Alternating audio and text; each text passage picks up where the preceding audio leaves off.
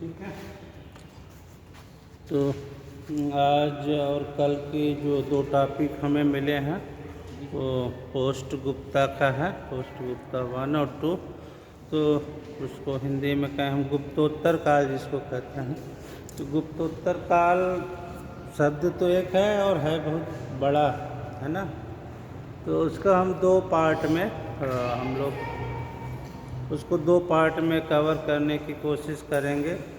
तो ये वंश हैं जिनने शासन किया, ठीक है। इनमें वाकाटका है, वल्लभी के मैत्रक है, मगध और मालवा का उत्तर गुप्त वंश है, वर्धन वंश जिसमें एक बड़ा शासक हर्षवर्धन आपको मिलता है जिसे पुष्यभूति वंश के नाम से भी जानते हैं।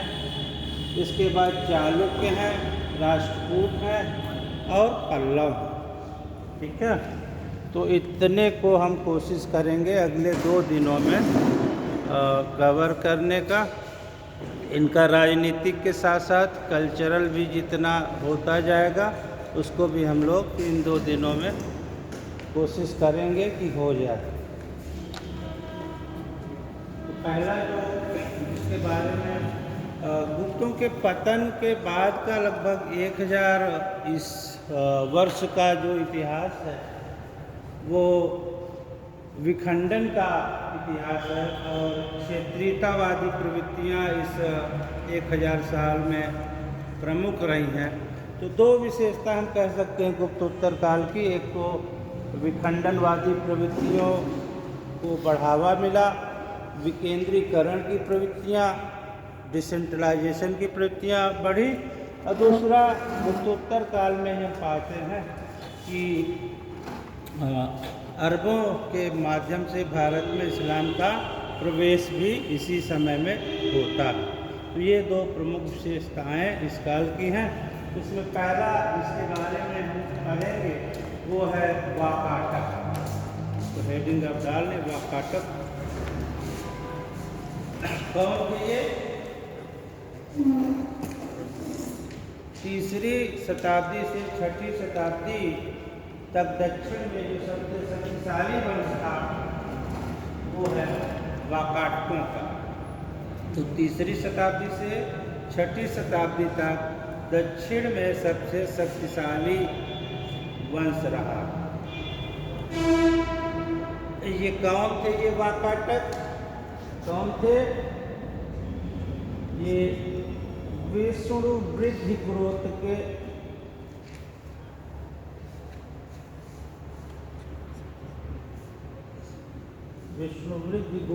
थे ब्राह्मण। विष्णु वृद्धि गोत्र के ब्राह्मण थे। विष्णु वृद्धि गोत्र के ब्राह्मण थे और इनका मूल निवास स्थान बरार। इनका मूल निवास स्थान कहाँ? बरार।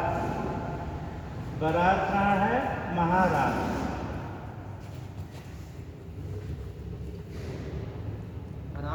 बरार जिसे हम विदर्भ के नाम से आज जानते हैं, महाराष्ट्र का विदर्भ इलाका जो था वो इनका मूल निवास स्थान था। इनके बारे में जो जानकारी के स्रोत हैं उनमें प्रभावती गुप्ता का तूना ताम्रपत्र, प्रभावती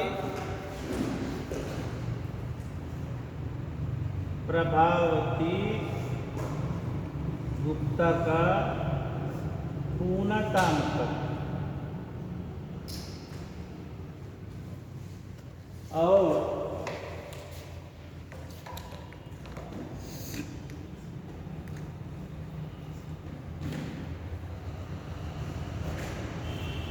इसी वंश का शासक है, वाकाटक वंश का ही प्रवरसेन द्वितीय। इसका सिद्धपुर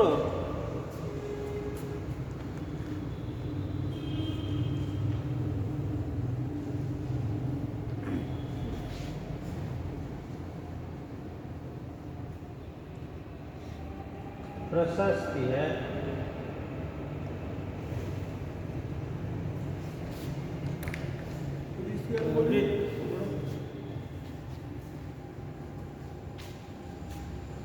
ये रिद्धपुर ताम्रपत्र ही है।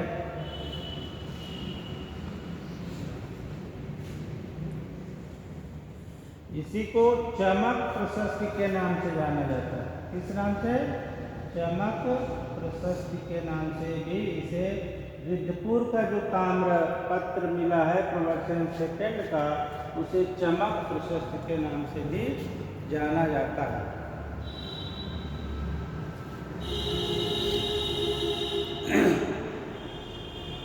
इस वंश की स्थापना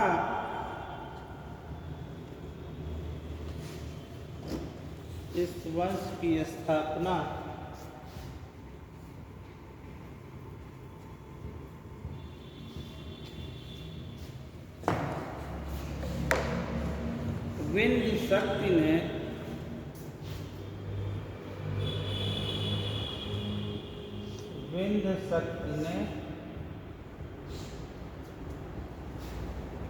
255 ईस्वी के समय की।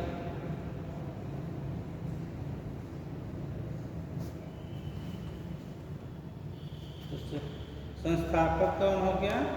विंध्य शक्ति। वाकाटक वंश का संस्थापक विंध्य शक्ति।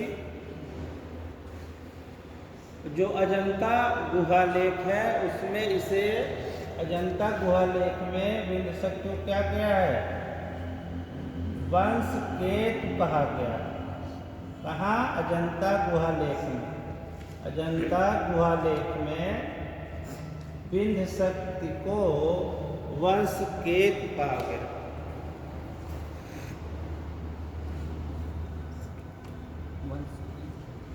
वंश केतु।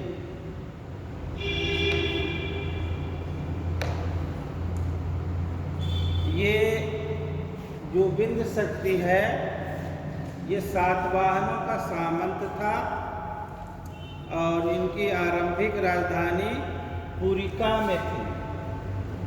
ये 275 ईस्वी तक शासक रहता है और सातवाहनों का सामंत है।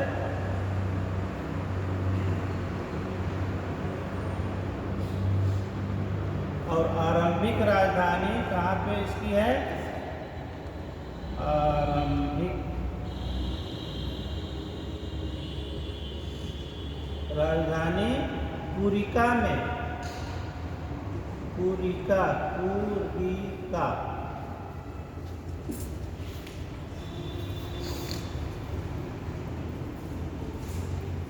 ये बरार में ही पुरिका नामक स्थान था। वहाँ शुरुआत में इसने अपनी राजधानी की स्थापना की। विंध्य शक्ति के बाद गद्दी पे बैठता है प्रवरसेन प्रथम। कौन? प्रवरसेन प्रथम 275 ईस्वी में। प्रवरसेन प्रथम 275 में। ये प्रवरसेन जो है इस वंश का पहला शासक है जिसने सम्राट या महाराज की उपाधि धारण की। सम्राट या महाराज की उपाधि धारण करने वाला वाकाटक वंश का पहला शासक था प्रवरसेन।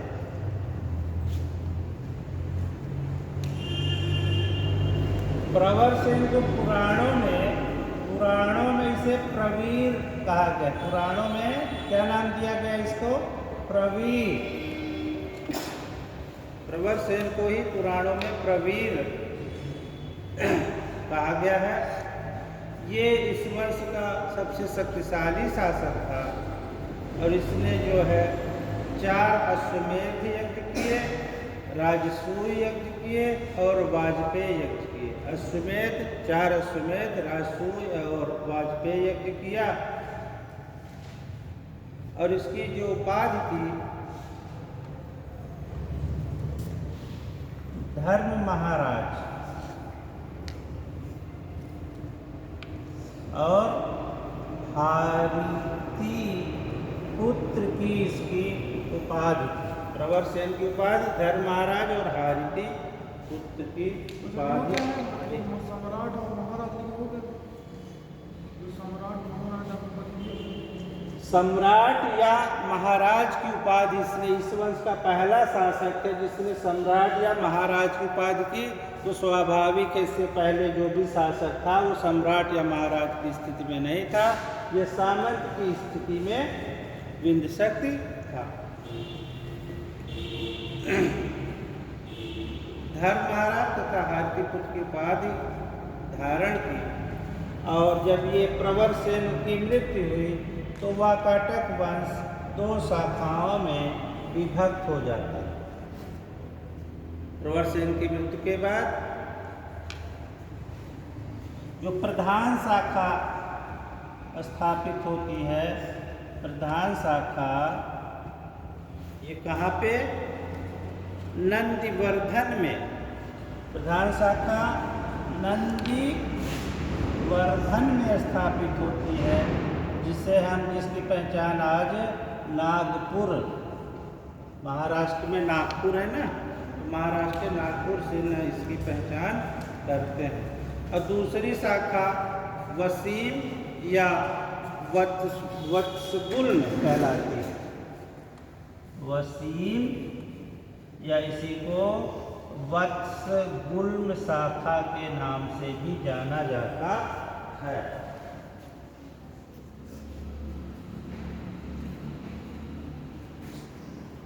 इसकी स्थापना सर्वसेन ने की, सर्वसेन ने। हाँ, ये तो समय से नहीं आओगे तो जमीन गोइंग करो।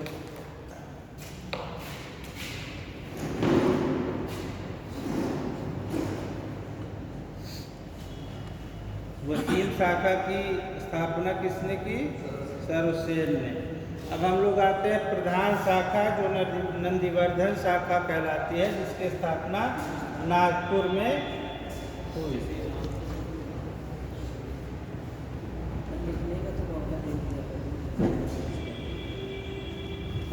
प्रधान शाखा का पहला नरेश था रुद्रसेन प्रथम। प्रधान शाखा का प्रधान शाखा पहला शासक है रुद्रसेन प्रथम। ये 335 से 360 ईस्वी तक शासन करता है, 335 से 360 ईस्वी तक। और इसकी जो उपाधियां थी, ये शैव मत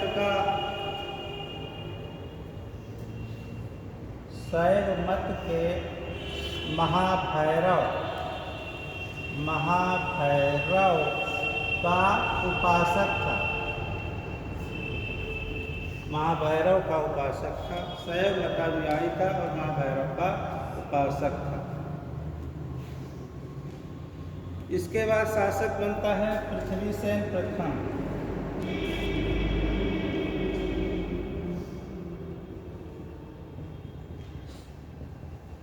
ईस्वी से 385 ईस्वी।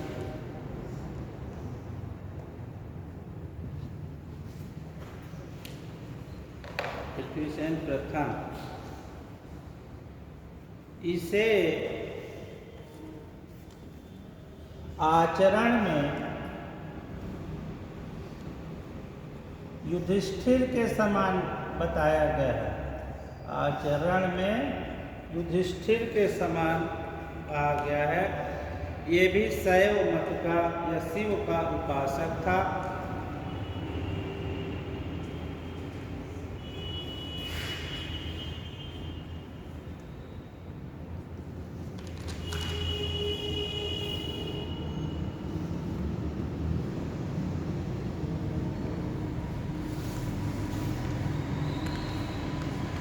फिर है रुद्रसेन द्वितीय, जो 385 से 390 ईस्वी के आसपास शासन करता है। और गुप्त जब पढ़ा रहे थे तो आपको बताया था कि चंद्रगुप्त प्रभावती गुप्ता से विवाह किया था ना, तो इसी रुद्रसेन के साथ प्रभावती गुप्ता का विवाह हुआ था। लेकिन चंद्रगुप्त द्वितीय की पुत्री प्रभावती गुप्ता से विवाह किया। चंद्रगुप्त द्वितीय की पुत्री प्रभावती गुप्त से विवाह, और गुप्त क्योंकि वैष्णव थे, अभी तक ये आप देख रहे हैं ये शैव मतानुयायी है, ठीक है। अब गुप्त क्योंकि वैष्णव थे और प्रभावती गुप्ता से विवाह किया, तो ये भी क्या वैष्णव मत का अनुयायी बन गया।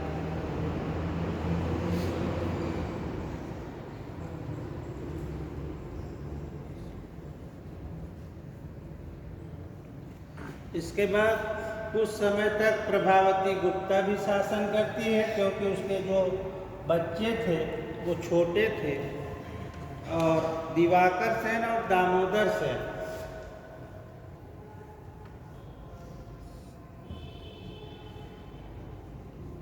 दिवाकर सेन और दामोदर सेन की संरक्षिका के रूप में प्रभावती गुप्ता भी शासन करती।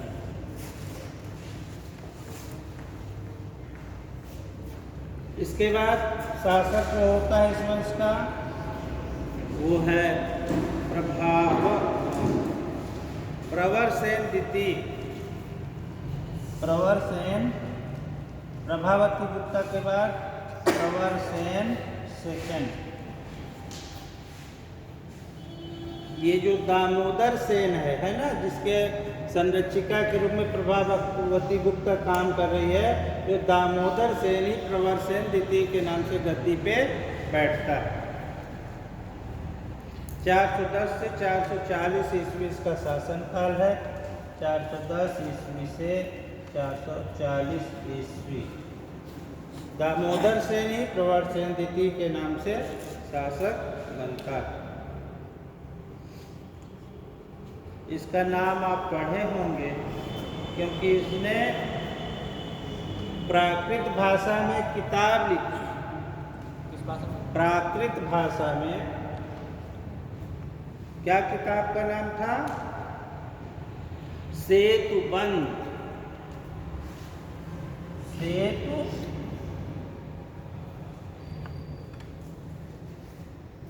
प्राकृत भाषा में ये लिखी। इसमें किसने पुल बनवाया था?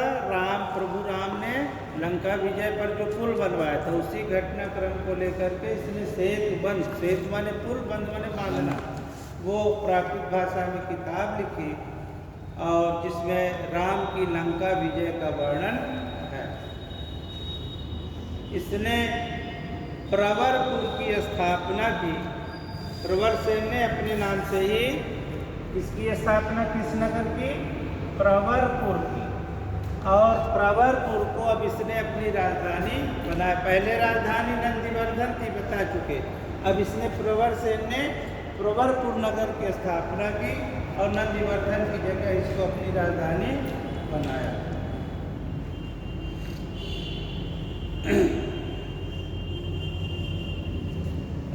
कालिदास, कुछ समय तक कालिदास भी इसके यहाँ रहे, और ऐसा माना जाता है कि उन्होंने मेघदूतम लिखा, वो इसके दरबार में रहते हुए ही लिखा।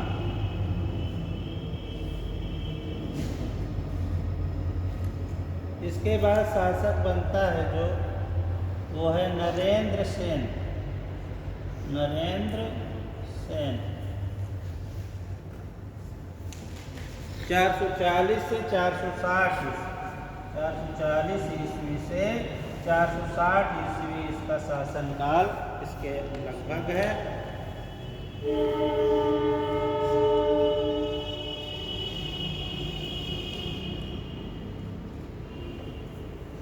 स्कंदगुप्त के समय में गुप्तों के साथ प्रभावती गुप्ता के समय संबंध अच्छे हुए, विवाह हुआ, लेकिन अब गुप्त का वंश में स्कंदगुप्त शासक है, और यहाँ पे वाकाटकों में नरेंद्र सेन है। तो गुप्तों, स्कंदगुप्त के समय गुप्तों से इसके संबंध क्या होते हैं? खराब हो जाते हैं। स्कंदगुप्त के समय गुप्तों से संबंध खराब होते हैं, और इसने जो है कुंतल नरेश की राजकुमारी थी अजित भट्टारिका। अजित भट्टारिका के साथ इसने कुंतल नरेश की राजकुमारी अजित भट्टारिका के साथ नरेंद्र सेन ने विवाह किया। सर रिपीट कर दीजिए। अजित कुंतल नरेश कुंतल राजकुमारी अजित भट्टारिका के साथ विवाह किया। अजित भट्टारिका। और एक प्रधान शाखा का जो अंतिम शासक है वो है पृथ्वीसेन द्वितीय।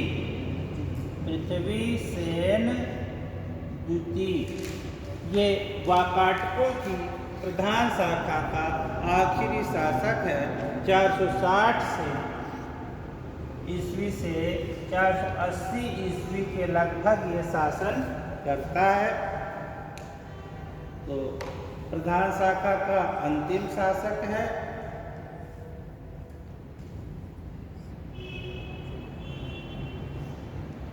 जो आपको बताया कि प्रवरसेन प्रथम के टाइम में वाकाटक 2 शाखा में बट गए। प्रधान शाखा जिसका सेंटर नंदीवर्धन या नागपुर था, और वसीम शाखा या वत्सगुल्म शाखा जिसकी सरसेन ने स्थापना की थी। तो ये जो वसीम शाखा है प्रवरसेन के बाद मुख्य शाखा को वसीम शाखा अपने आप में मिला लेती। ठीक है, तो वसीम शाखा ने अपने में मिला लिया। इसका एक बालाघाट अभिलेख मिला है, प्रवरसेन द्वितीय का बालाघाट अभिलेख, जिसमें इसे परम भागवत कहा गया।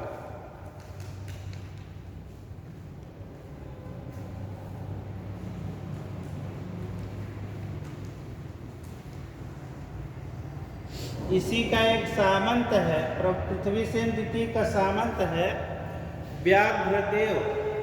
पृथ्वीसेन के सामंत व्याघ्रदेव ने नचना के मंदिर का निर्माण कराया।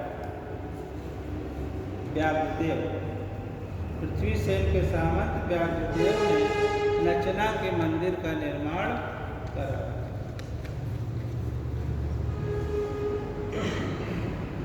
अब हम आ जाते हैं वाकाटकों की।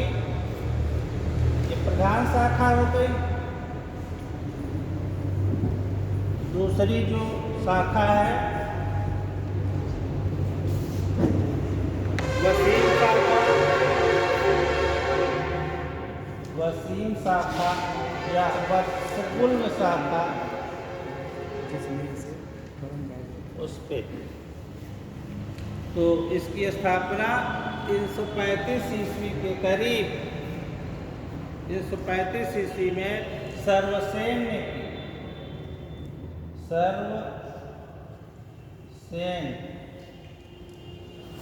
सर्वसेन ने 335 से 350 के बीच ये शासक रहता है। और वसीम शाखा का प्रश्न क्या बनता है कि वसीम शाखा का वाकाटकों की वसीम शाखा का संस्थापक कौन था? तो आपको याद रहेगा कि वो था सर्वसेन। इसके बाद इस वंश में शासक होता है विंध्यशक्ति द्वितीय। जो थोड़े प्रश्न जिनसे आते हैं वही हम बता रहे हैं। विंध्यशक्ति सेकंड।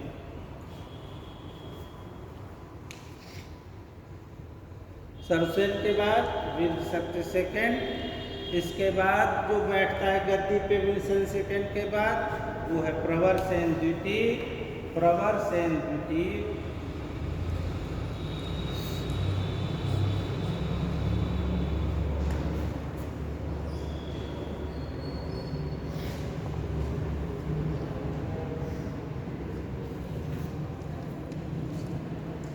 प्रवरसेन द्वितीय का एक मंत्री है हस्तिभोज, इसका नाम आता है। इसका मंत्री है हस्तिभोज।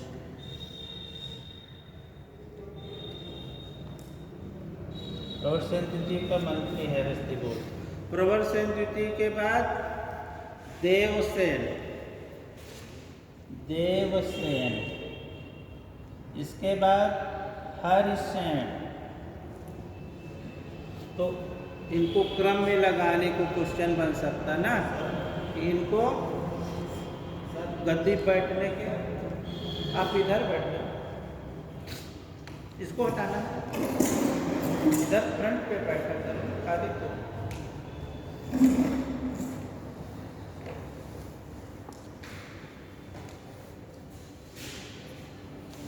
ये हरिसेन जो है 475 से 510 ईस्वी तक, 475 से 510 ईस्वी तक शासन रखता। उस हरिसेन से इसको कंफ्यूज मत करिएगा। कौन हरिसेन? वो दरबारी प्रशस्ति वाला ना, वो लेखक है, ये राज कवि है, ये राजा है। हरिसेन ये वाकाटक वंश का की वसीम शाखा का अंतिम ज्ञात शासक है।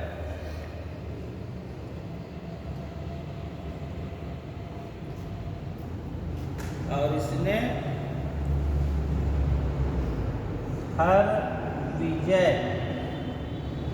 हरविजय नामक प्राकृत भाषा में ग्रंथ लिखा।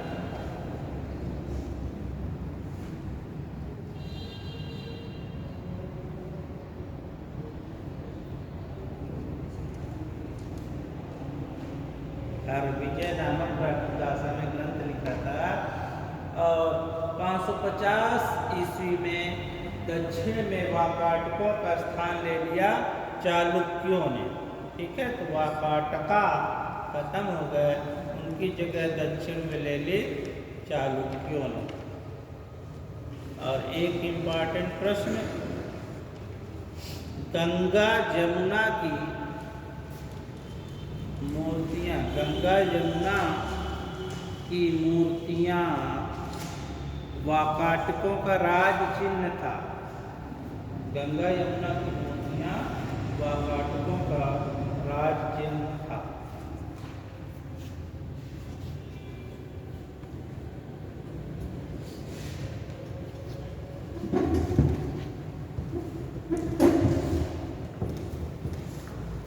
अब हम लोग आते हैं वल्लभी के मैत्रिकों पर।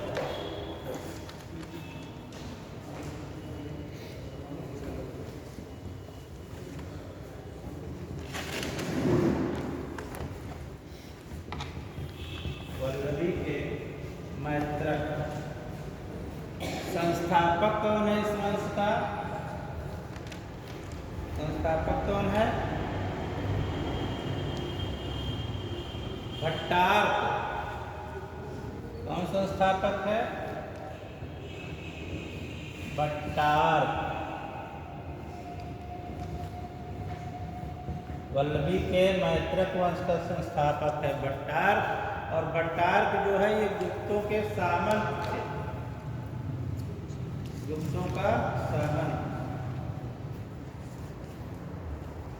और भट्टार्क के बाद जो गद्दी पे बैठता है वो है धरसेन प्रथम।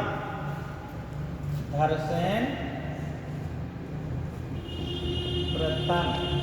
और ये दोनों जो हैं ये राजा अपने को नहीं कहते, ये अपने को क्या कहते हैं?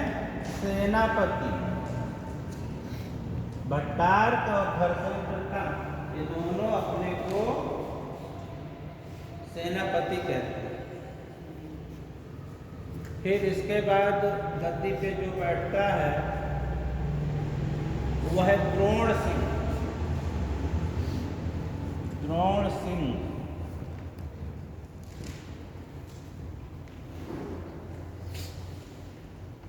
ये पहला शासक है और इस वंश का, और महाराज की उपाधि महाराज की उपाधि धारण करता है, की उपाधि।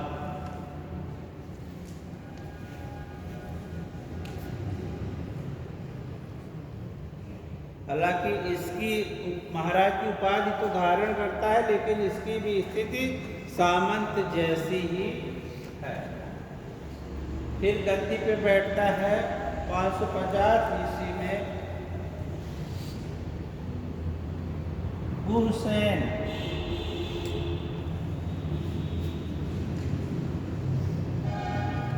550 ईस्वी में गुहसेन गद्दी पे बैठता है, 571 तक शासन करता है, 550 से 571 ईस्वी तक। और इस वंश का ये पहला स्वतंत्र शासक। तो महाराज के ऊपर तो द्रोण सिंह धारण करता है, लेकिन उसकी स्थिति भी सामंत जैसी ही है। सामंत स्वतंत्र शासक पहला है इस वंश का गुहसेन। वल्लभी के मैत्रक वंश का प्रथम स्वतंत्र शासक गुहसेन। इसके बाद गद्दी पर बैठता है ध्रुवसेन द्वितीय, ध्रुवसेन सेकंड।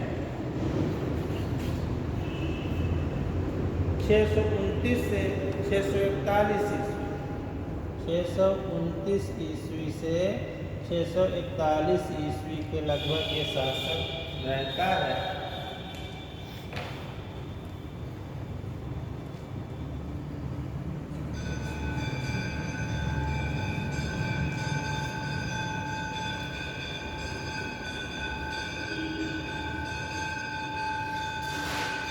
हर्ष का समकालीन था और दामाद। हर्ष का समकालीन दामाद भी है। और हर्ष किस वक्त का था? हर्ष अरे किस धर्म को मानने वाला था?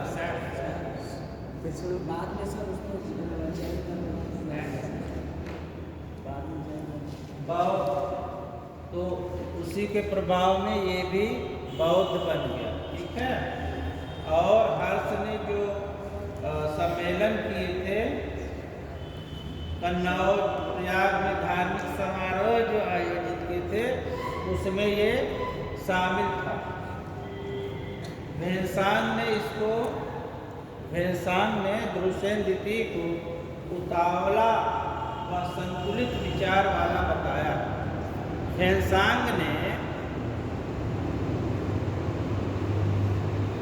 ध्रुवसेन द्वितीय को उतावला व संतुलित विचार वाला बताया।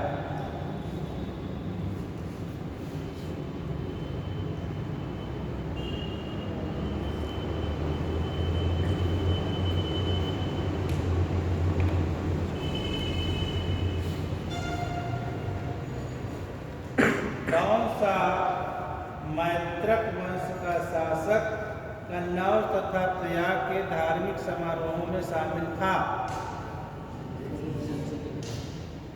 है ना? अगर ये प्रश्न आता है, 4 नाम है, उसमें आपका ये ध्रुवसेन सेकंड, इसी का नाम ध्रुवभट्ट भी मिलता है, ध्रुवभट्ट। धरसेन चतुर्थ, इसका शासनकाल 641 से 650 ईस्वी है। 641 से 650 ईस्वी।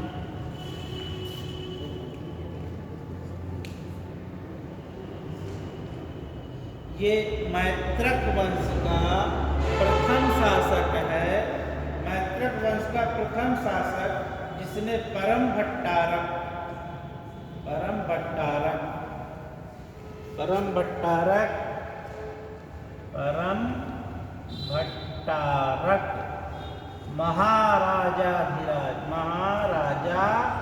महाराजाधिराज परम भट्टारक महाराजाधिराज परमेश्वर जैसी उपाधियां धारण।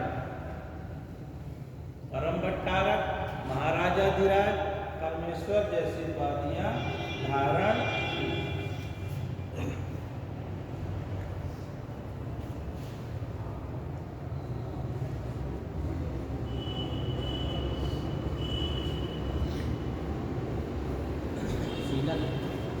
शीलादित्य सत्ता,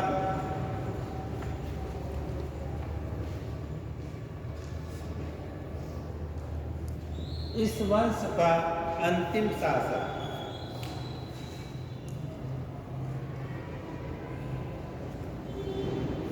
वल्लभी के मैत्रक वंश का अंतिम शासक शीलादित्य सप्तम है।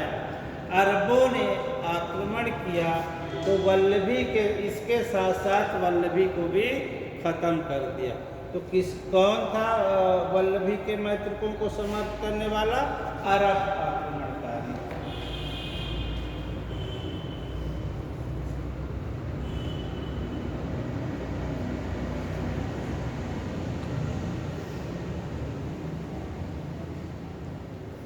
वल्लभी में एक विश्वविद्यालय भी था, है ना, पढ़े हैं आप। तो वल्लभी के विश्वविद्यालय की स्थापना की थी भट्टार्क ने। वल्लभी विश्वविद्यालय की स्थापना भट्टार्क ने की थी। गुणमति और स्थिरमति, गुणमति और स्थिरमति नामक आचार्य इस वल्लभी के विश्वविद्यालय में थे।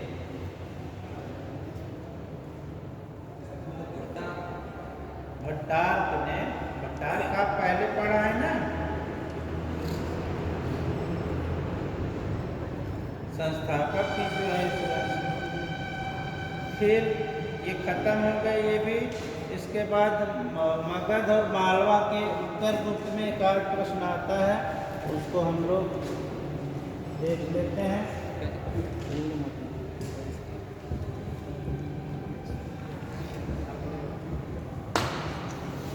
मगध व मालवा के उत्तर गुप्त, मगध व मालवा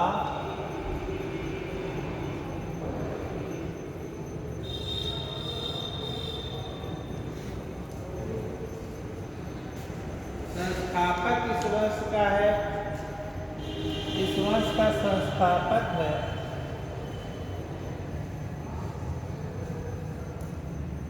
कृष्णगुप्त।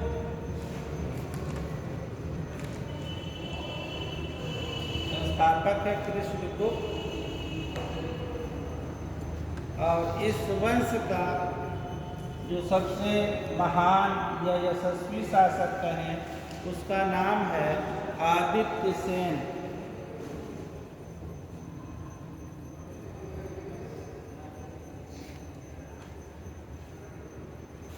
655 से 75 ईस्वी तक इसका शासन काल है। और इसने कहा जाता है कि 3 अश्वमेध यज्ञ किए, 3 अश्वमेध यज्ञ किए। आदित्य सेन ने 3 अश्वमेध यज्ञ किए। ये वैष्णव मत का मानने वाला था, वैष्णव था।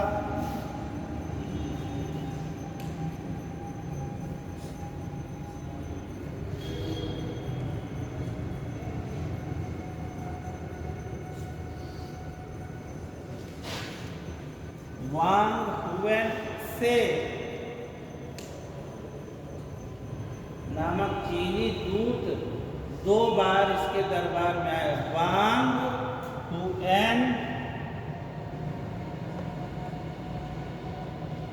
हुएन से नामक चीनी दूत 2 बार इसके दरबार में आया और इसने बोध गया में बौद्ध मंदिर बनवाया। आदित्य सेन के टाइम में बना बौद्ध मंदिर।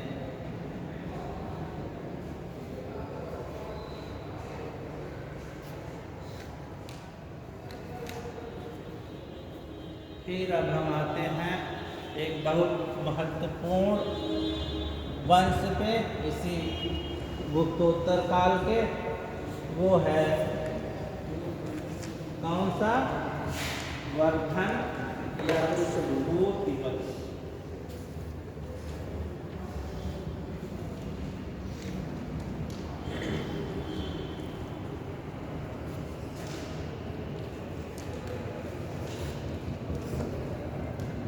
वर्धन वंश या पुष्यभूति वंश। तो सबसे पहले इस वंश के बारे में जानने के साधन क्या है, जानने के स्रोत। हर्षचरित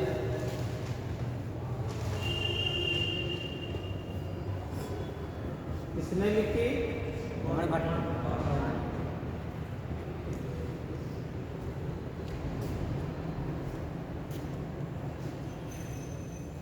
हर्षचरित्र जो है किसी भी ऐतिहासिक विषय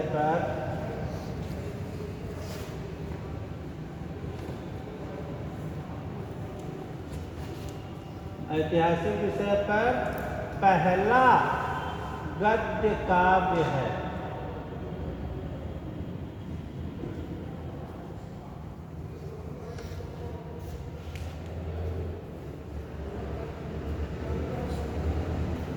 फिर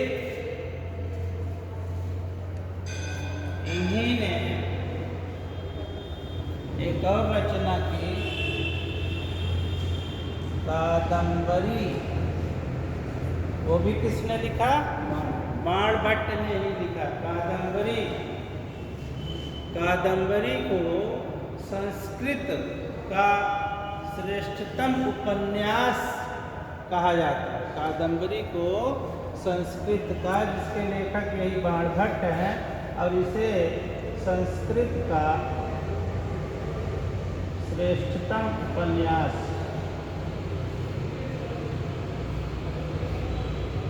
कहा जाता है।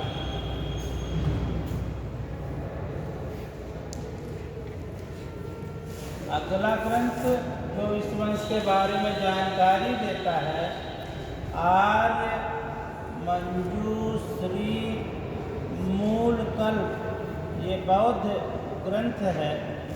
आर्य मंजूश्री मूलकल्प महायान, ये बौद्ध धर्म की महायान शाखा का ग्रंथ है। महायान शाखा का ग्रंथ है। और हर्ष के लिए इसमें आर्य मंजूश्री मूलकल्प में हर्ष के लिए हा शब्द का प्रयोग हुआ। हर्ष के लिए हा शब्द आया। हर्षवर्धन जो इस वंश का शासक है, वो खुद भी कवि है, लेखक है। तो हर्ष की जो है 3 रचनाएं हमें प्राप्त होती हैं, ये जिसको मानते हैं कि इसको हर्ष ने खुद लिखा। कौन कौन सी? तो काफी आसान प्रश्नों की कैटेगरी में है। प्रियदर्शिका हर्ष ने खुद लिखे, ऐसा माना जाता है। हर्ष ने जो लिखा, प्रियदर्शिका,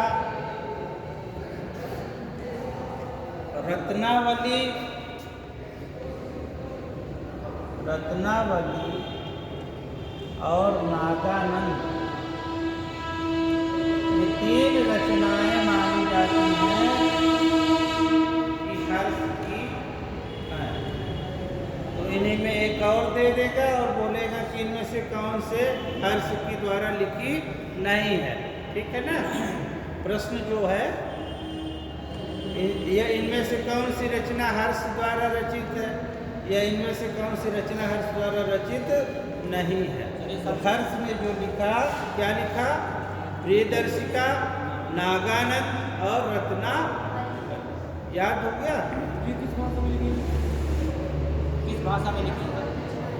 अब जो उस समय की भाषा हो, संस्कृति होगी, हमें ये नहीं पता था। ये तो प्रियदर्शिका नाम से ही पता चलता है संस्कृत का ही होगा। ठीक है। फिर एक यात्री भी चीन से आए इनके टाइम में, क्या नाम था? बताए थे कि भूलना नहीं है। ठीक है। हर्ष से वेंसान, ठीक है। हा से हर्ष, हा से वेंसान।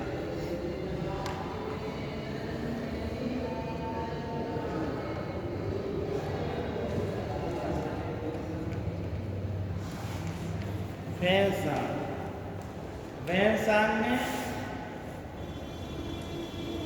सीयूकी की रचना की। इसकी किताब जो थी क्या थी?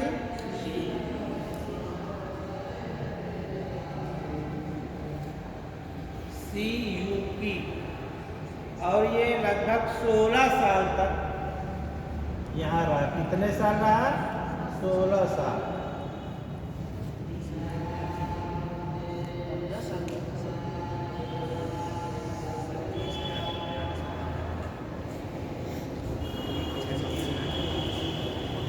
हीली ने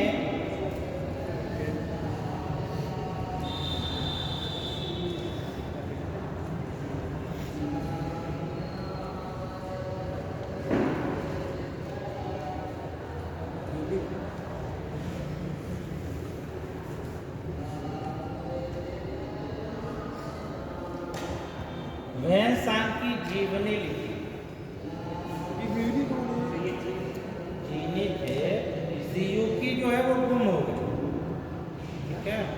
तो इन्हें वीली ने वेन्सांग की जीवनी लिखी, जिसका वेन्सांग की जीवनी क्या लिखी? वेन्सांग की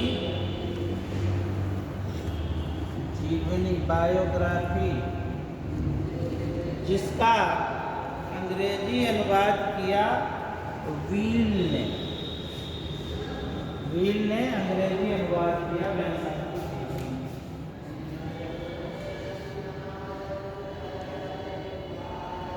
एक और चीनी यात्रिका के विवरण में इस वंश के बारे में जानने को मिलता है, वो है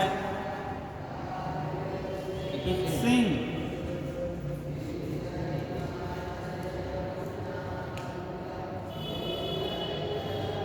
सिंह ने जो वर्णन छोड़ा या जो लिखा, उसका तक्कसु, इस सिंह का किताब का तक्कसु ने अंग्रेजी अनुवाद किया। अंग्रेजी अनुवाद किया किस नाम से? A record of the Buddhist religion. A record of the Buddhist religion नाम से। Religion, record of the Buddhist religion. इस सिंह की किताब का अंग्रेजी में अनुवाद तक्कसु ने record of the Buddhist religion के नाम से किया। फिर इस वंश के बारे में अभिलेखी प्रमाण जो मिलता है, जिससे अभिलेख जिनसे इस वंश के बारे में जानकारी मिलती है, वो है, हटा दे इसको,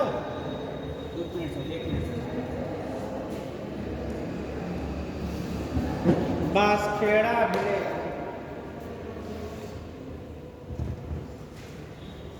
बांसखेड़ा अभिलेख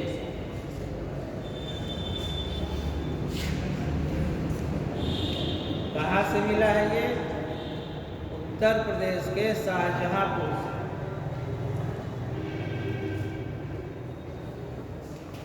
उत्तर प्रदेश के शाहजहांपुर से, जिसमें हर्ष संवत 22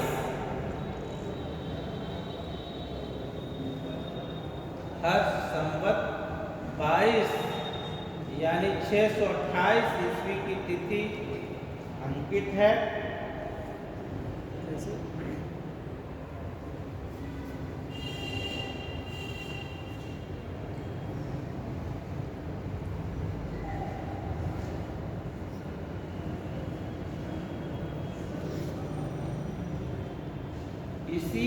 इसी अभिलेख में, बांसखेड़ा अभिलेख में ही उल्लेख है कि मरकट सागर नामक गांव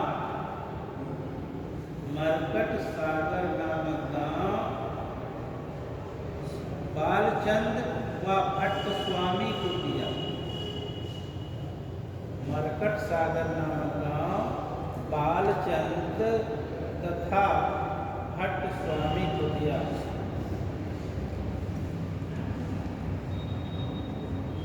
इसी अभिलेख में, ये जो बांसखेड़ा अभिलेख है, इसी इसी में राज्यवर्धन की देवगुप्त पर विजय,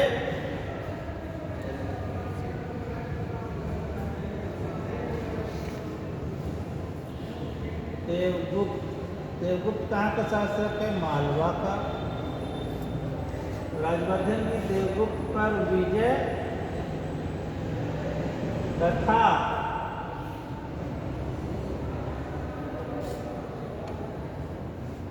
गौड़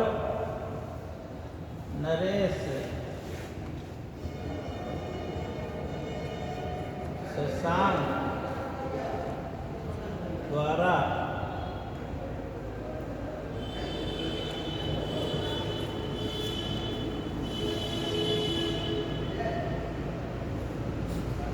राज्यवर्धन की हत्या की जानकारी इसी बांसखेड़ा अभिलेख में प्राप्त होती।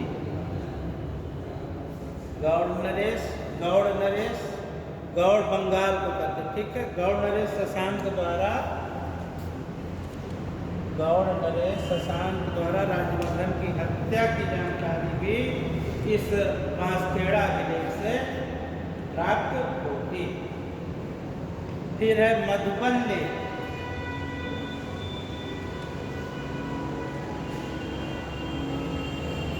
मधुबन लेख ये उत्तर प्रदेश के मऊ, कहाँ से निकला है? उत्तर प्रदेश के मऊ से, आजमगढ़, उत्तर प्रदेश के मऊ, आजमगढ़ से प्राप्त हुआ है।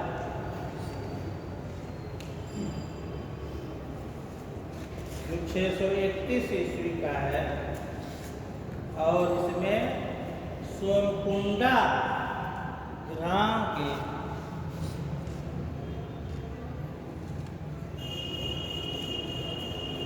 सोमकुंडा नामक गांव के दान देने का उल्लेख इस अभिलेख में मिलता है।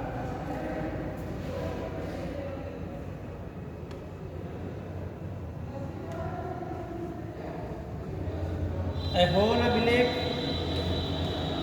ये किसका है? पुलकेशिन द्वितीय का है, 633-34 ईस्वी का, जिसकी रचना रविकीर्ति ने की थी।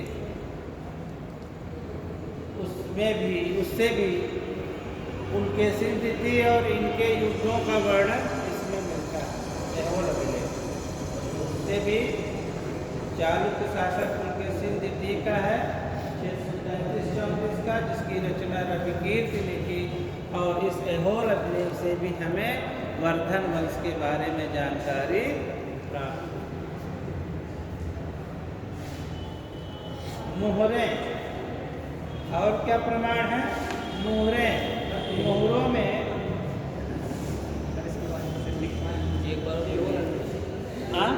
ऐहोल अभिलेख के बारे में एक बार और बोलिए। अभी हम जब आएंगे पुलकेशिन पे तो वहाँ डिटेल से, परेशान ना हो। ऐहोल अभिलेख पुलकेशिन द्वितीय, चालुक्य पुलकेशिन द्वितीय का है। रविकीर्ति ने इसकी रचना की और इसमें जो इनके साथ पुलकेशिन द्वितीय का युद्ध हुआ उसका वर्णन इसमें प्राप्त होता है। तो वहाँ से भी हमें इनके बारे में जानकारी प्राप्त होती है। ऐहोल अभिलेख जब हम पुलकेशिन द्वितीय आएंगे संभवतः कल, तो हम बताएं।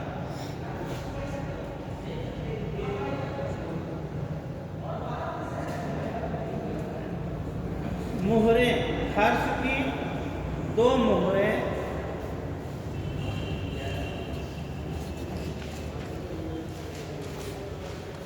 नालंदा और सोनीपत से प्राप्त होती हैं। नालंदा और सोनीपत।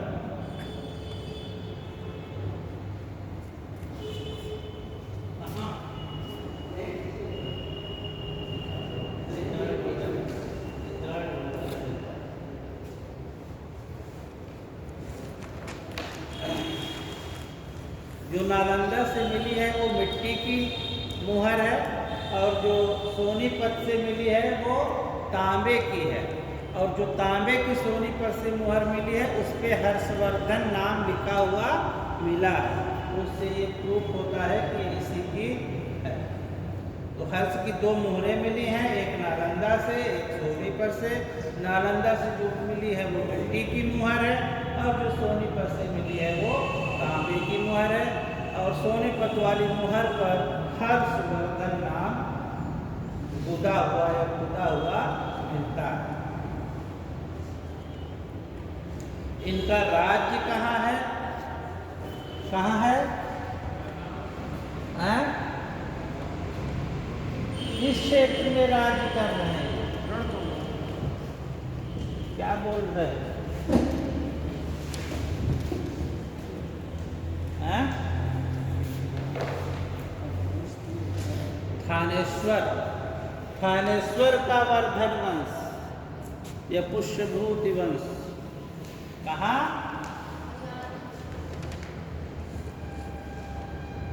थानेश्वर।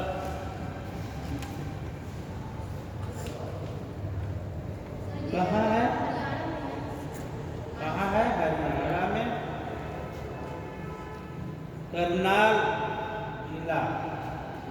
थानेश्वर हरियाणा के करनाल जिले में स्थित है।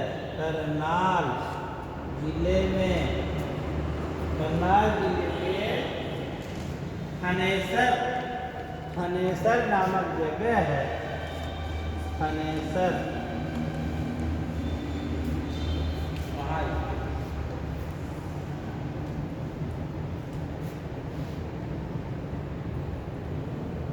संस्थापक कौन है ना? इसीलिए इसे पुष्यभूति वंश के नाम से भी जाना जाता है। तो संस्थापक कौन है? पुष्यभूति है।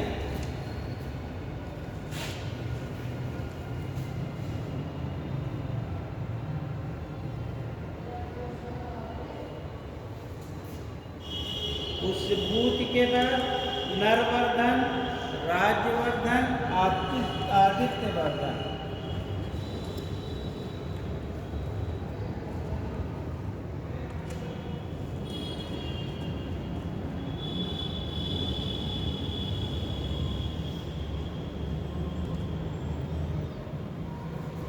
नरवर्धन, राज्यवर्धन, आदित्यवर्धन, प्रभाकर वर्धन और प्रभाकर वर्धन।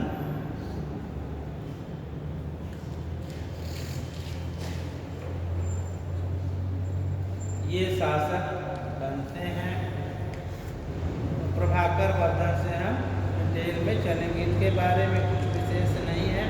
पुष्यभूति ने स्थापना की इसलिए इम्पॉर्टेंट है, इनके बारे में नहीं, हम सीधे यहाँ पे आएंगे प्रभाकर वर्धन के बारे में। कौन थे ये, किस जाति के थे वर्धन वंश के? तो भैंसांग जो है, भैंसांग इनको क्या बताता है? फीसे। भैंसांग बताता है ये फीसे थे। फीसे यानी वयस।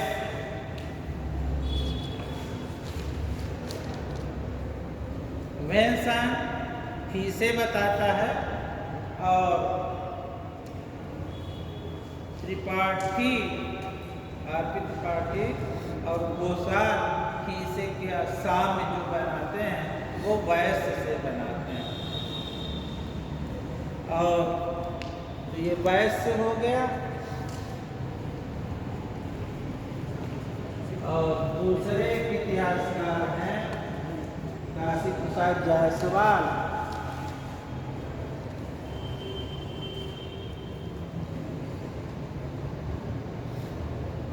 चंद्रवंशी काशी प्रसाद जायसवाल, इन्हें चंद्रवंशी क्षत्रिय कहते हैं।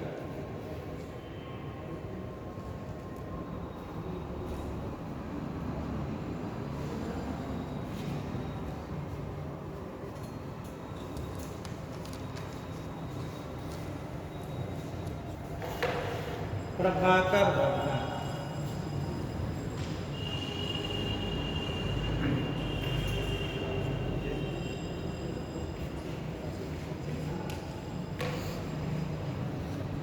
इस वंश की स्वतंत्रता का जन्मदाता, वर्धन वंश की स्वतंत्रता का जन्मदाता वर्धन है।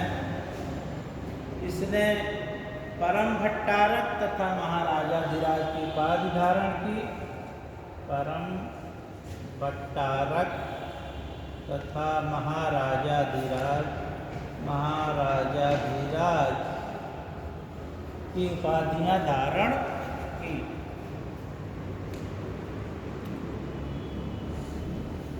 इसकी पत्नी जो थी यशोमती पत्नी थी, 3 संतानें थी।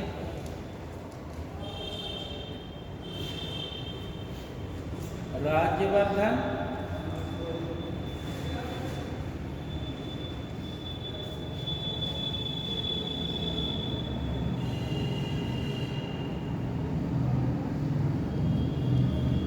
हर्षवर्धन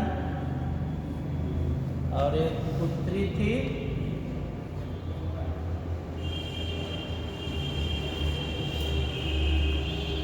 राजश्री।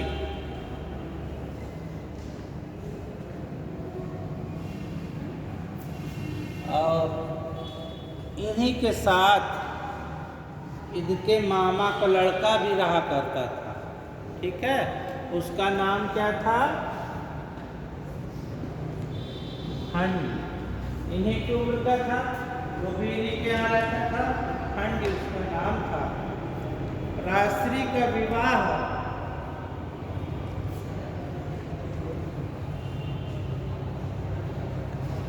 इसका विवाह कन्नौज के मौखरी शासक गृहवर्मा के साथ हुआ। ग्रहवर्मा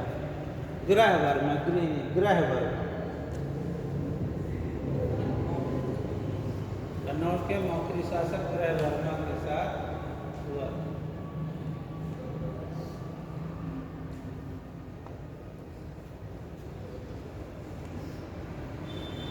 दो और लोग हैं, कुमारगुप्त और माधवगुप्त। ये जो परवर्ती गुप्त शासक बताया है आपको, उस वंश के हैं कुमारगुप्त और माधवगुप्त। ये भी दरबार में, इनके हर्ष के दरबार में ये भी रह रहे। हूणों का आक्रमण हो रहा था, तो हूणों को दबाने के लिए जब राज्यवर्धन गया, उस समय हूणों का आक्रमण हुआ इसके टाइम में। उस हूण आक्रमण को दबाने के लिए इसको भेजा बड़ा लड़का राज्यवर्धन, और हर्षवर्धन शिकार खेलने गया हुआ था। पीछे से इधर राज्यवर्धन ने हूणों पर आक्रमण किया, और हर्षवर्धन शिकार खेलने के बहाने हूणों को पीछे से घेरने के लिए हिमालय की तराई में गया हुआ था। इसी अभियान में जब ये दोनों भाई बाहर थे, तो कुरंगक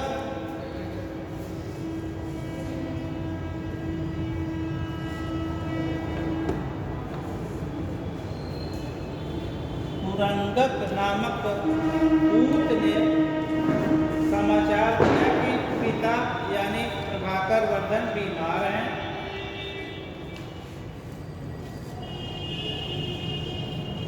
कुरंगक नामक दूत ने पिता के बीमार होने की सूचना दी।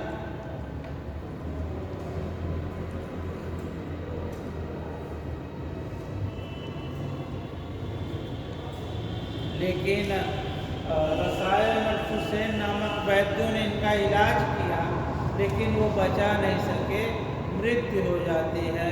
और जो इनकी पत्नी रहती है प्रभाकर वर्धन की, यशोमती, वो भी क्या हो जाती है? सती हो जाती है। पति के साथ चिता में जल करके वो भी खत्म हो जाती है। तो अब गद्दी पे कौन बैठेगा? राज्यवर्धन गद्दी पे बैठना नहीं चाहता, तो वो संन्यास लेना चाहता था। तभी उसको जब ये सब चल ही रहा था तभी एक संवादक, क्या नाम मिलता है, संवादक नाम भी है इसका, और ये संवाद यानी सूचना लेकर के भी आया। क्या सूचना लेके आया? ये राजश्री का अनुचर था, राजश्री का सेवक या नौकर, ये जो भी कहें, अनुचर। तो ये सूचना लेके आया कि राजश्री को बंदी बना लिया। राजश्री को मालवा के देवगुप्त ने क्या किया है? बंदी, मतलब क्या कहेंगे, गृह वर्मा, जो इसका क्या लगेगा, जीजा लगा ना, उसका तो पति लगेगा ना सदाशिव। अरे यार इसका मैं बात कर रहा हूँ ना, ठीक है। तो इसकी हत्या कर दी है और राजश्री को क्या किया है? बंदी। मालवा का शासक जो है उसने, मालवा का शासक है देवगुप्त, मालवा के शासक देवगुप्त ने गृहवर्मा को मार डाला है और राजश्री को क्या किया है? बंदी बना ली। ये सूचना कब मिली?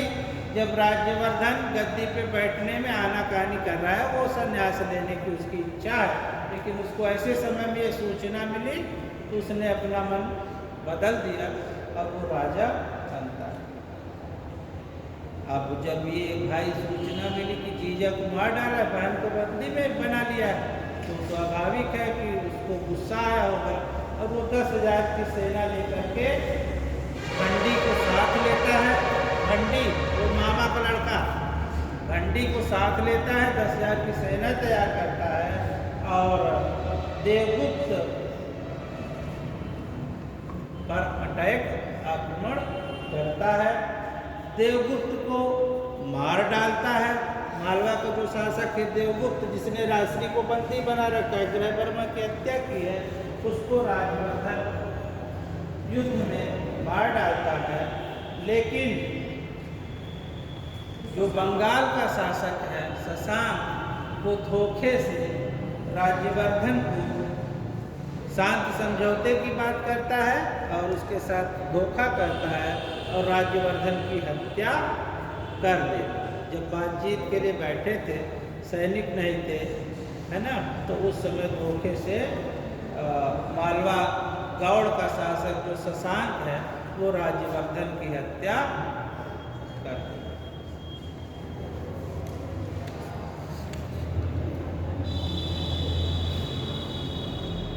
अब ये सूचना जो है, ये जो नाम, एक पुरंगक, एक खंडी, एक संवादक और एक नाम और आ गया था कुंतल। तो कुंतल नामक एक अश्वारोही है जो आ करके ये सूचना देता है कि भैया इसको तो मार डाला है आपके भाई साहब ने, लेकिन मालवा का जो शासक है शशांक, उसने धोखे से आपके भाई साहब यानी इनकी हत्या कर दी है और ये सूचना देता है इनको, छोटे भाई को, हर्षवर्धन को। कुंतल नामक संदेशवाहक हर्षवर्धन को सूचना देता है। क्या सूचना देता है? कि मालवा के शासक, मालवा का शासक तो वो, अरे पश्चिम बंगाल का शासक शशांक, ठीक है, क्या सूचना देता है? कुंतल हर्षवर्धन को सूचना देता है कि बंगाल के शासक ने जो है राज्यवर्धन की क्या कर दी है? हत्या कर दी। अब गद्दी पे बैठता है हर्षवर्धन। इन विषम परिस्थितियों में पिता मर चुका है, माता सती हो गई है, भाई की धोखे से हत्या हो गई है, बहन जो है वो जेल से निकल के भाग गई है कहीं जंगल में, जेल से बच करके, जेल से निकल करके वो जंगलों में कहीं भाग गई है, तो उसको ढूंढना पहली वरीयता होगी। ऐसी विषम परिस्थितियों में इससे ज़्यादा संकट किसी के ऊपर एक साथ आ सकता है? इतना हर्ष के ऊपर आए, है ना। तो ऐसी स्थितियों में बैठता है हर्ष गद्दी पे, हर्षवर्धन 606 से 647 ईस्वी तक ये शासक रहता है। ये भी शुरू में गद्दी पे बैठना नहीं चाहता था, बड़ा दुखी था, है ना, गद्दी पे बैठना नहीं चाहता था, लेकिन इसका एक सेनापति था जिसका नाम था सिंहनाद। ये जो यहाँ 4 नाम लिखे थे ना, उन पे क्वेश्चन आ चुके हैं, वो कौन थे और क्या उनका रोल था इस टाइम पे, वो ध्यान में रखिए। सिंहनाद, तो ये भी गद्दी पे बैठना ही चाह रहा है, सेनापति सिंहनाद है, जिसके कहने पे, समझाने पे हर्ष गद्दी पे बैठता है। गद्दी पे बैठता है तो 2 समस्याएं हर्ष के सामने हैं। 2 समस्याएं क्या हैं हर्ष के सामने गद्दी पे बैठने के साथ? पहला ये है कि बहन यानी राजश्री को ढूंढना,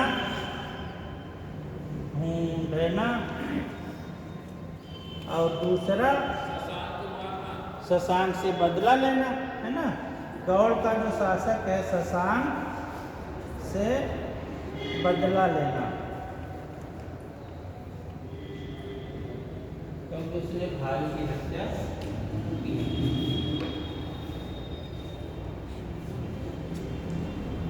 राजश्री जो कन्नौज के जेल में थी, वो भाग करके चली गई है जंगलों में। कामरूप के राजा इसी परिस्थिति में, कामरूप का राजा है, कामरूप के शासक, कामरूप यानी आसाम, है ना, शासक कौन है? भास्कर वर्मा। भास्कर वर्मा का एक दूत जिसका नाम है हंसदेव,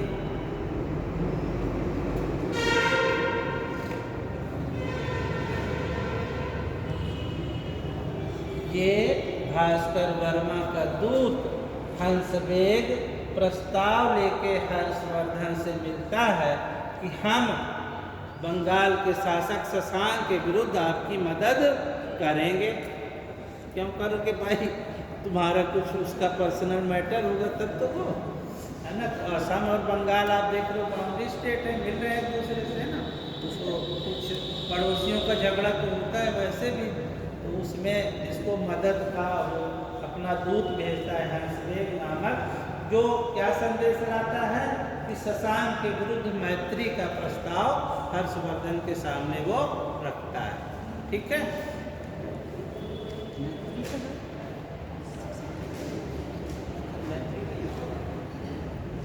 क्या है? मित्रता का प्रस्ताव रखता है।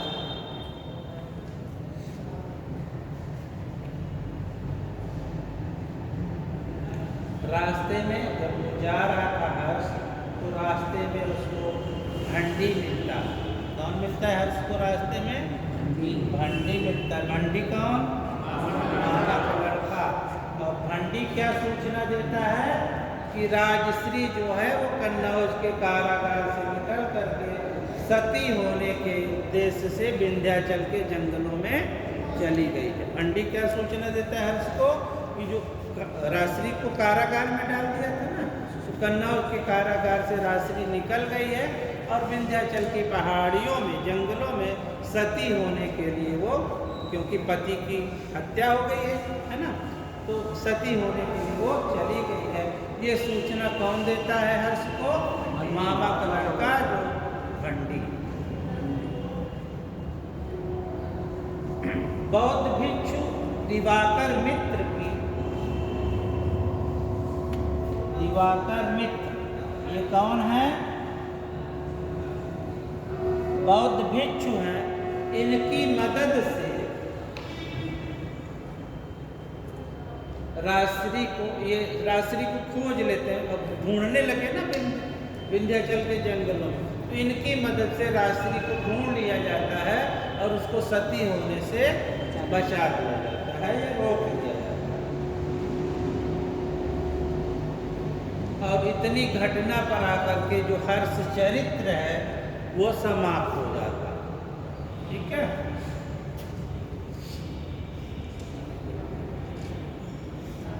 इसके बाद शशांक का क्या हुआ? ठीक है, शशांक को दंड देने के लिए चला था, लेकिन हर्षचरित्र यहाँ पे कि वो सती होने जा रही थी बहन, उसको बचा लिया, यहाँ के खत्म हो जाता है। तो हर्षचरित्र में शशांक का क्या हुआ? हर्षचरित्र में इसका वर्णन नहीं है। इसका वर्णन आर्य मंजूश्री मूलकल्प में है, जो कहता है कि शशांक पराजित हुआ और उसने कन्नौज को खाली कर दिया। शशांक आर्य मंजूश्री मूलकल्प में मिलता है कि हर्ष के साथ युद्ध में शशांक पराजित हुआ और कन्नौज को छोड़ करके वापस चला। कन्नौज में, ये कन्नौज का शासक थे ना, अब उसका पति मर गया तो कन्नौज में अब शासिका कौन बनती है? राजश्री। ठीक है, कन्नौज में शासक बन जाती है राजश्री, जो हर्ष की देखरेख में शासन करती है। कन्नौज में राजश्री हर्ष की देखरेख में शासन करती है।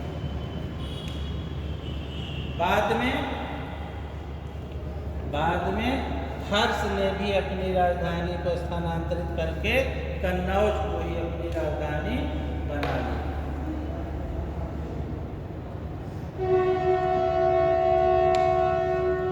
उत्तर भारत के 5 देश जिनका नाम आता है, जिनको हर्ष ने जीता, वो है पंजाब। उत्तर भारत के 5 देश पंजाब, कन्नौज, गौड़, मिथिला और उड़ीसा को जीता।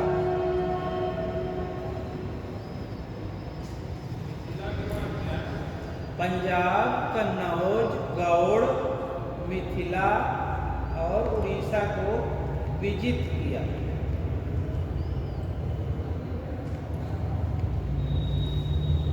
वल्लभी का ध्रुवसेन द्वितीय जो है उसके साथ अपनी लड़की का विवाह किया, अपनी पुत्री का विवाह किया।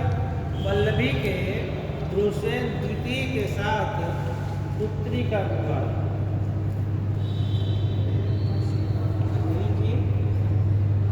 ध्रुवसेन द्वितीय के साथ पुत्री का विवाह किया।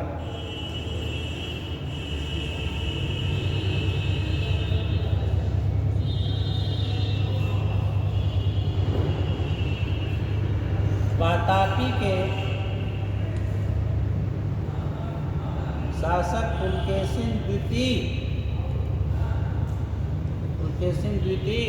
के साथ युद्ध किया, जिसकी जानकारी कहाँ से मिलती है? ऐहोल, जिसमें क्या मिलता है कि हर्षवर्धन को पुलकेशिन द्वितीय ने पराजित किया।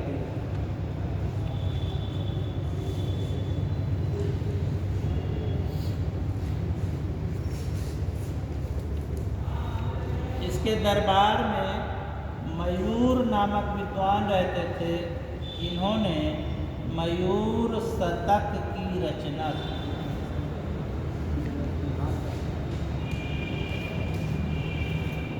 मयूर ने मयूर शतक की रचना की। इसमें क्या कहा गया है कि कुष्ठ रोग, कुष्ठ जानते हो ना, कुष्ठ रोग को ठीक करने के लिए सूर्य पूजा का विधान दिया कि अगर सूर्य पूजा करें तो कुष्ठ रोग क्या होगा? ठीक होगा। ये मयूर ने मयूर शतक में इसको बताया।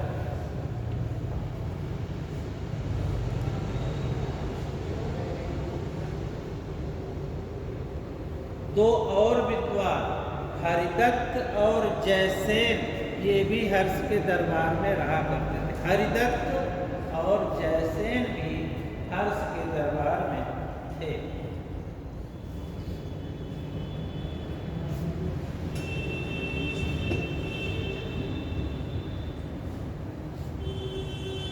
भैंसांग के बारे में कुछ चीजें नोट कर लीजिए।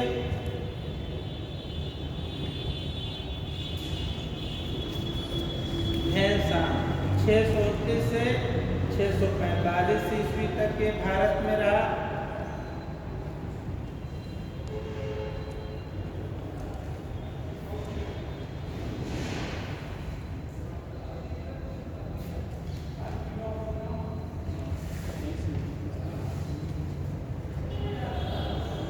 इसे युवानचांग, स्वानचांग और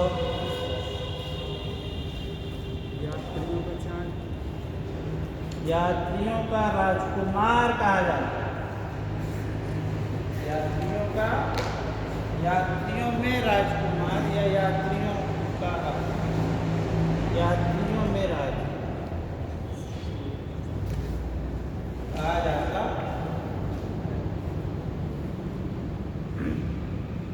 इसने हर्ष को शीलादित्य कहा है।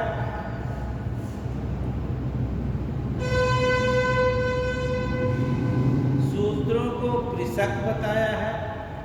हर्ष को क्या नाम देता है? शीलादित्य। और क्या बताता है कि कृषि काम जो है वो शूद्रों का है। तो शूद्रों को क्या बताया है? किसान या कृषक बताया है। और नालंदा विश्वविद्यालय में शीलभद्र, नालंदा विश्वविद्यालय में इसके टाइम में जो प्रिंसिपल थे वो थे शीलभद्र। शीलभद्र को नालंदा विश्वविद्यालय का प्राचार्य बताया। यही भैंसांग भी सिंचाई के लिए राहट क्या कहते हैं? सिंचाई के लिए राहट का प्रचलन।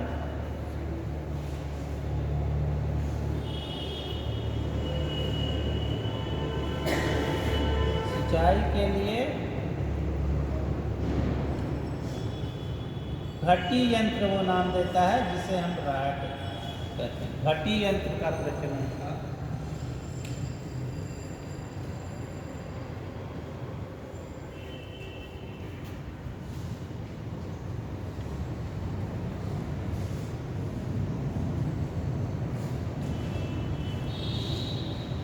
और यही भैंसांग ही बताता है कि घोड़े जो है वो अरब, ईरान और कंबोज से आयात किए जाते हैं।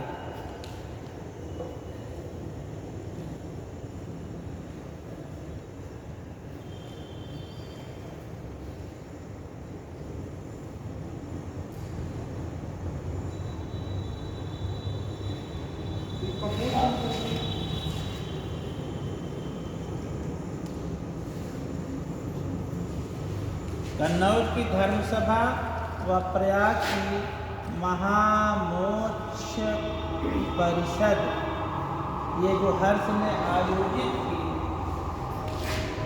इसका वर्णन भैंसांग करता है।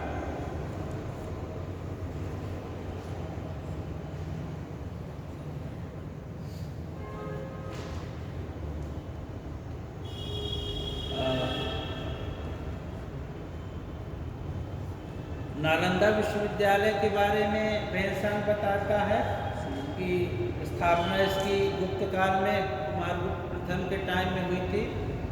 प्रवेश की क्या बताता है? उसमें एडमिशन यानी प्रवेश की कड़ी परीक्षा होती थी।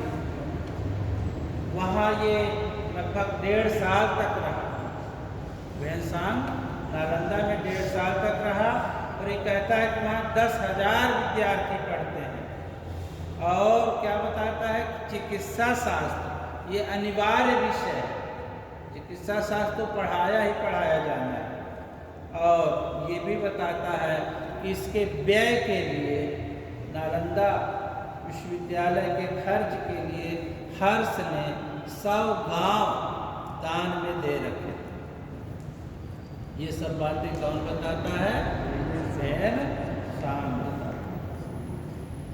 फिर हम आते हैं इस पे। तो जी कम्बोज कहाँ पड़ता है? हाँ? कम्बोज क्या कह रहे हैं? कन्नौज की धर्मसभा और प्रयाग में महामोक्ष परिषद। कम्बोज कहाँ हाँ? कम्बोज कहाँ पड़ता है? अब ये बाहर ही होगा, ईरान या अफगानिस्तान। ईरान तो आई है, इराक या अफगानिस्तान। देखना इसको कम्बोज, हमें नहीं याद है फिलहाल। सबके पास गूगल है, ठीक है? तो ढूंढना कुछ काम अपने लिए भी रखो। हाँ? हाँ, हमें भी नहीं आ रहा। हमारे दिमाग में आया था जब हम यहाँ कम्बोज लिख रहे थे, हमारे दिमाग में आया कि ये प्रश्न कोई पूछेगा तो मैं क्या बताऊँ। तुमने पूछ ही दिया, हमें नहीं पता है भाई। ना, कन्नौज की सभा अध्यक्षता इसकी भैंसांग ने की थी। कन्नौज की धर्मसभा अध्यक्षता भैंसांग ने की, जिसमें उसने बौद्ध धर्म की जो महायान शाखा थी ना, तो महायान बौद्ध धर्म के महायान संप्रदाय के बारे में इसने प्रवचन दिए, जिससे ब्राह्मण नाराज हो गए और उन्होंने उस सभा स्थल में क्या लगा दी? आग लगा। ठीक है? तो ये चीज़ हर्षवर्धन को नाकाबिले बर्दाश्त थी और उसने उस सभा से 500 ब्राह्मणों को निर्वसित कर दिया, बाहर निकाल दिया। इसके बाद प्रयाग में महामोक्ष परिषद होती है। प्रयाग की महामोक्ष परिषद, और हर्ष जो है हर शासन के हर 5वें वर्ष प्रयाग में आयोजित करता था। तो इसी तरह का 6वां जो महामोक्ष परिषद थी वो 635 ईस्वी में प्रयाग में हुई। इसमें भैंसांग भी शामिल था और जितना वो 5 सालों में कमाता था, जो भी राजस्व आता था, वो सारा जहाँ जा कर के वो दान देते, यहाँ तक कि अपने कपड़े लत्ते आभूषण सब दान दे देता था और फिर अपनी बहन से पहनने के लिए कपड़े मांगता था और वो पहनता था। ठीक है?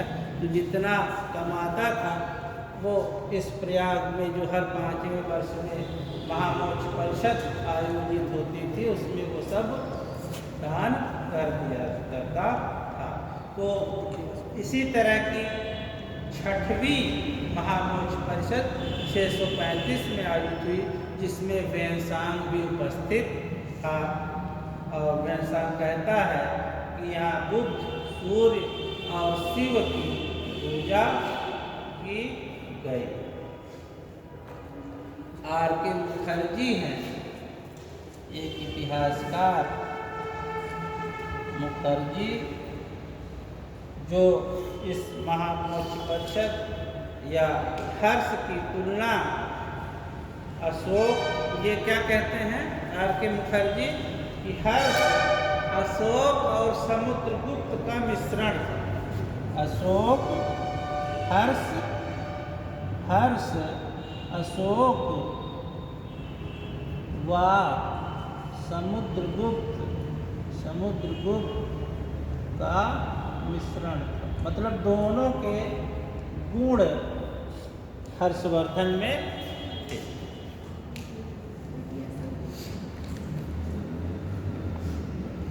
तो ये तो हो गया आपका वर्धन वंश। अब हम लोग आ जाते हैं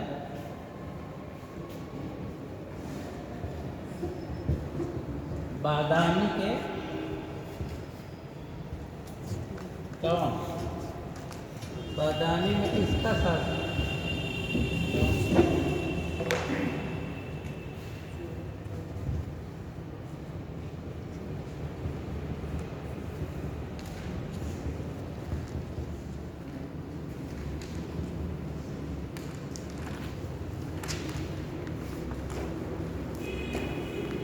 बादामी के चालुक्य, इसी को वातापी भी बोलते हैं, बादामी को वातापी भी बोलते हैं। ठीक है,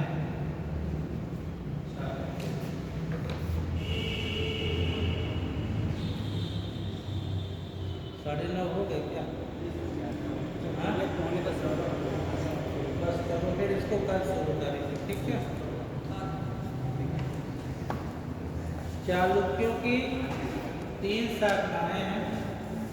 तो ये जो बादामी के हैं यही मेन है। ठीक है, इसके बाद फिर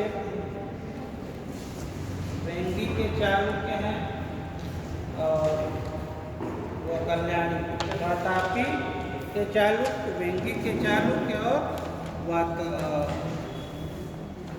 बादामी के चालुक्य। तो चालुक्य और इसके बाद आपका फिर बचेगा राष्ट्रकूट, चालुक्य, राष्ट्रकूट, पल्लव। ठीक है, तो आज जितना होना था कम हो पाया। अगर एक चालुक्य आज हो जाता तब तक कल सिमट पाता।